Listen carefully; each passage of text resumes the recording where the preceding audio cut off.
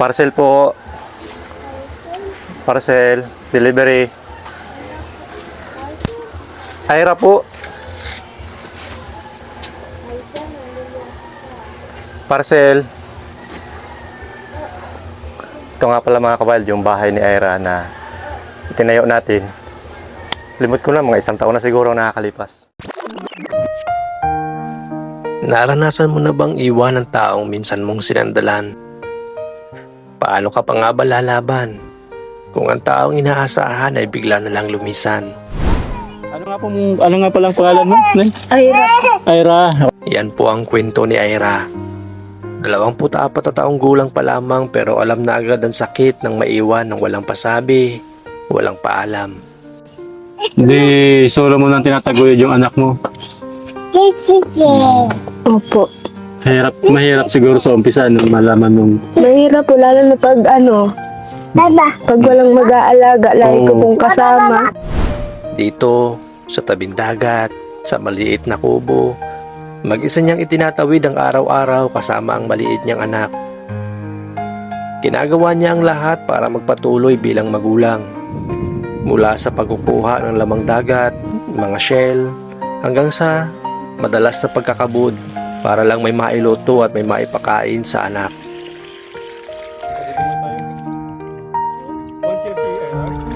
Pero ngayong araw, may pagkakataon po tayong suklian ang lahat ng kanyang paghihirap. Hindi siya nag-iisa dahil sama-sama tayong gagawa ng bahay para sa kanya. Para ipakitang nagmamalasakit tayo kahit hindi natin siya kilala. Kahit hindi natin siya kaano-ano. Na may mga taong handang dumamay at handang samahan siya sa hirap at Nakakalipas. Tapos nabalitaan natin, bumalik na daw yung asawa ni Aira. Kukumustahin natin siya ngayon. Tao po, parcel, delivery po. Si Aira, yung mataba. Si Aira. Ikaw na si Aira? Aira na pala ito. Anong parcel? Di ba dati ganun kakalaki? Oo, sige piyan sa pinto dati. Ba't ngayon... Mga kabaldo, si Aira oh. Anong sikreto mo? Ethan! Hello, Ethan! Kilala mo pa ako? Kumusta? Ba't pumayat ka? Si mister mo, nandyan? Wala. Pasok. Wala. Wala. Bakit? Ngayon lang kayo? Siya nga. Pili ko itong ilagay sa'yo. Ethan! Walang damit si Ethan. Di pwedeng ipakita sa video. Una sa lahat, kaya ako gustong itanong ng iba dyan. Anong sikreto mo? Ba't pumayat ka? Kasakit. Anong kasakit? Anong sakit? Pag susuka ng dugo. Nasumuka ka ng dugo. 1 linggo. Huwag na pala natin gayahin mga kabros. Kung gusto nyo pumayat, huwag na lang kasi magkasakit kayo kapatulad kay Aira. Nasumuka ka ng dugo, okay na, magaling na. Okay na. Nabalitaan namin, bumalik na pala si mister mo. Ilan taon bumalik? Matagal na po. Tagal na. Ilang buwan na rin. So, bakit siya bumalik? Na-realize niya, mahal ka pa niya. Ano sabi niya? Ganon?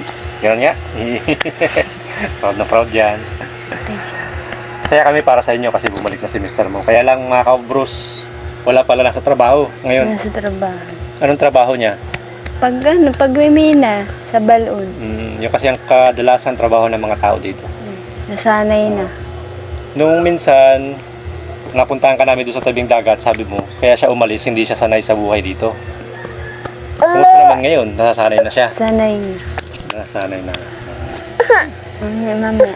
Kumusta ang buhay? Ayos naman. Ayos naman.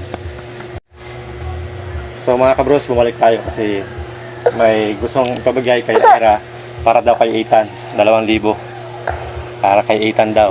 Ethan! Ayaw ni Ethan, nahihiya siya. Bira ba yung makakita ng tao? Nahihiya pa sa amin. Oh, Ganito lang to. Salamat po sa nagbigay dahil di pa rin po kayo nakakalimot kahit sobrang tagal na po. Salamat po. So yun, may lang ibig yung ito mga kabros. Sana tuloy-tuloy na si Mr. mong mapanatag dito. Hindi na umalis ano. Ano sabi niya? Hindi na daw talaga siya alis? O Hindi na. may plano pa? Plano para sa amin. Ano may plano para sa inyo? So, sayang mga minsan, pagbalik natin, sana matsimpuhan natin si Mr. mo. Ano pangalan ng Mr. mo? Angelo po. Si Angelo. Lopez. Wala na bang plano si Angelong sundan si Ethan? Kasi meron. Ayun. Nag-iisa pa lang to, di ko masasabi. Sa bagay. Oo. So, ngayon, narito ka lang lagi sa bahay. Si Angelo ang nagtatrabaho sa minahan. Kumusta naman ang trabaho sa minahan? Ayos naman. Okay naman. May income naman. Bye-bye po. Maraming salamat po dahil di niyo po kami nakalimutan. Bye-bye. Maraming salamat sa inyo, mga kabros. Dahil sa walang sawang panonood, pag-like, pag-share at patuloy na pagsuporta sa aming mga videos, muli natin nabalikan si Ira at si Ethan, yung anak niya. Nung una tayong dumating dito, sama-sama nating tunulungan silang magkaroon ng isang simpleng bahay na matatawag nilang tahanan. Ngayon, hindi man kalakihan yung naibalik natin dahil sa ating ipadama sa kanila na hindi sila nakalimutan. Kayo po yung tunay na dahilan kung bakit patuloy nating nagagawa yung mga ganitong mga tulong. Bawat panunood nyo ay nagiging pag-asa para sa pamilyang nangangailangan. Sana ay patuloy po nating piliing magbahagi ng kabutihan. Dahil minsan yung maliit na tulong na ibinibigay natin, siya yung nagiging malaking pagbabago sa buhay ng iba. Di ba mga kabros? Pauwi na po tayo, hapon na. Mula sa kaibuturan ng aming puso, maraming salamat sa inyong lahat.